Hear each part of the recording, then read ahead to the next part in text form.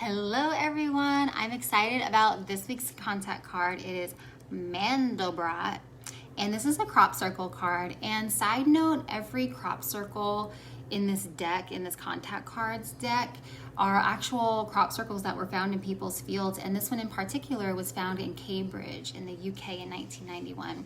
So before I get into this short excerpt, if you know anything about sacred geometry, the Mandelbrot is named after the mathematician Benoit Mandelbrot, and this is a fractal, and a fractal is a form of a geometric repetition that repeats itself no matter how much you zoom in.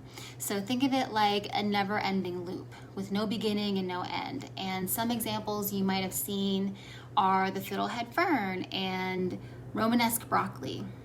So Mandelbrot took this a step further to include things like mountain ranges, coastlines, the structure of plants, the clustering of galaxies even. And this is what he called his theory of roughness, to find a mathematical formula to include these perceived randomness. And quoting from his book, The Fractal Geometry of Nature, he states that clouds are not spheres, mountains are not cones, coastlines are not circles, and bark is not smooth, nor does lightning travel in a straight line, which to me represents that the idea of nothing is random, or is it, under the idea of perspective, that one is the all and the all are the one. So let's dive in. I, that is the proper noun, meaning me, am precisely where I belong, that is location, meaning here and now. I could not be other than I am, nor elsewhere or else when. I am absolutely, completely, and perfectly in the right place at the right time, doing exactly what I ought to be doing. I am the foundation of my own structure, the seed of my flower, and the rungs of the ladder of which I climb. I am both the secret and the revelation, the blueprint and the building, the thread and the tapestry. I am the prime ingredient of all things. Without me, only chaos would reign. From an infinitesimal point to multitudinous dimensionality, I define the proportions that each will take and see to it that my laws are kept. There are those who assume that my parameters must be broken in order to birth miracles. What nonsense! Miracles blossom where I am fully understood, spiraling inward and outward simultaneously.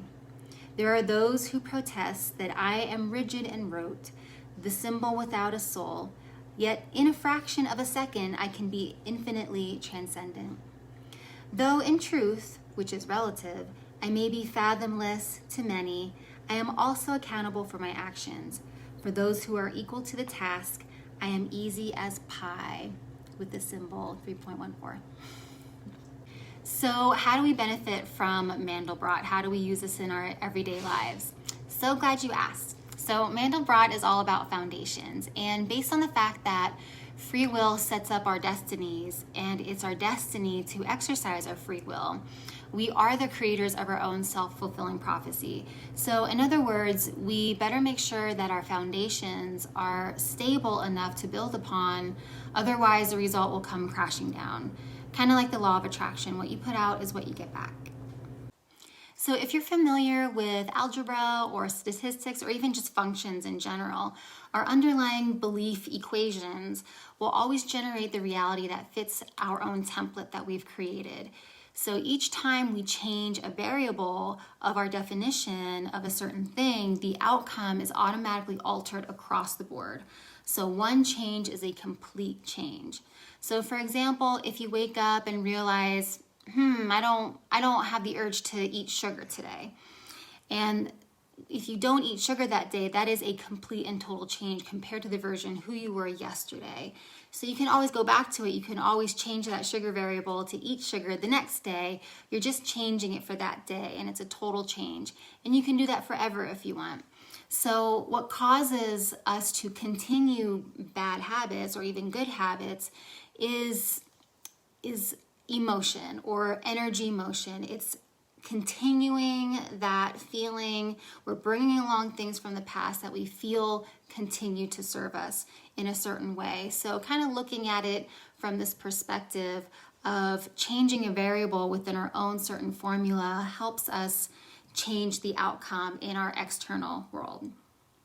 So the Mandelbrot card reminds us that we are master creators of our own reality, and we really do have that much power. So much power and so much free will that we can also take it to the opposite side of becoming masters of our own limitation. And remember that once you have changed that variable, it doesn't matter how the outside looks. True change is measured by how you feel to that external reality, regardless if it looks the same or not. So when you're not bothered by that negative thing that bothered you in the past, that is a measure of true change. So what did the Mandelbrot card bring up for you? Tell me in the comments below. I love reading what you have to share. All right, we'll see you real soon. Bye. Mwah.